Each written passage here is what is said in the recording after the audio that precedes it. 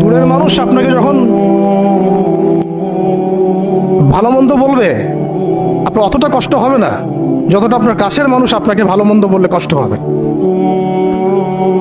যখন আপনার প্রিয় মানুষেরা আপনাকে পাথর ছুড়বে, এই পাথরের আঘাত সহ্য করা এত সহজ না।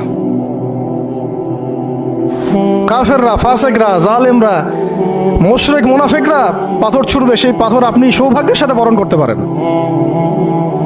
সে রক্তক্ষরণে আপনার কষ্ট হবে না। প্রিয় মানুষদের দেওয়া অপবাদ, মিথ্যাচার, গীবত, তহমত, পাথর আপনাকে এত কষ্ট দিবে, এই কষ্টের লোড আপনি সহ্য করতে পারবেন না। আর যদি আল্লাহ পাক আপনাকে সহ্য করার ক্ষমতা দিয়ে দেন, ইনশাআল্লাহ আপনি এমন ব্যক্তি হবেন যে ব্যক্তির হাতে আল্লাহ রাব্বুল আলামিন ইসলামের ঝান্ডা উঠাই দেবেন ইনশাআল্লাহ। ইনশাআল্লাহ যাকে আল্লাহ রাব্বুল আলামিন পুরো কওমের জন্য কবুল করবেন ইনশাআল্লাহ। এবং পুরো শক্তি আপনার সামনে একদিন না একদিন পরাজয় বরণ করবেই, সময়ের ব্যাপার। যায়েদ বিন হারেসা রাদিয়াল্লাহু আনহু নিজের বুকটা এইভাবে আগলাই দিয়ে রাখছেন, আমার গায়ে লাগুক কি রাসূলুল্লাহ, আপনার গায়ে না লাগে। আজকে আপনি যায়েদ বিন হারেসাকে পাবেন কোথায়?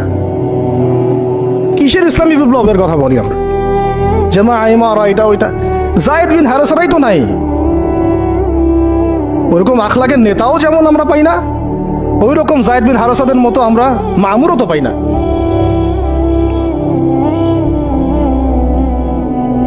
বরং এখন তো এমন যুগ চলতেছে যে মানুষ সামান্য দুনিয়াবী স্বার্থের কারণে, সামান্য দুনিয়াবী স্বার্থ, একটু মোহ, একটু দাম্ভিকতা, একটু অহংকার, একটু জিদ, একটু রাগ, একটু ক্ষোভ ইত্যাদির কারণে মানুষ, নিজের প্রিয় মানুষ আপনাকে মানুষের হাতে উঠাই দিতে পারে।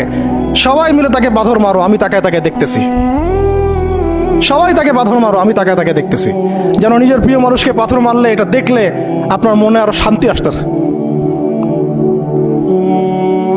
কিভাবে আপনি আপনার প্রিয় মানুষকে হাজারো লক্ষ মানুষের হাতে উঠাই দিতে পারেন, যে মানুষটা তাকে ধর্ষণ করবে, ছিঁড়ে ছিঁড়ে খাবে, পাথর মেরে থাতলা করবে, আবার আপনি তাকে মহব্বতের দাবিও করেন?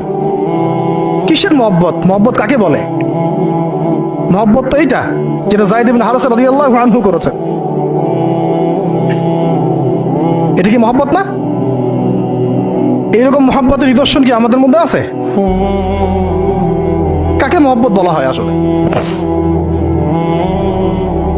আপনারা দৃশ্যটা চিন্তা করেন, এগুলো সিরাতের কিতাবে মওজুদ, পড়েন। নিজের বুকটা তিনি আগলায় দিয়ে রাখছেন। ঠিক এরকমই উহুদের মাঠেও নিজের বুক আগলায় দিয়ে রাখছেন তালহা রাদিয়াল্লাহু আনহু। দূর থেকে একটার পর একটা তীর আসতেছে।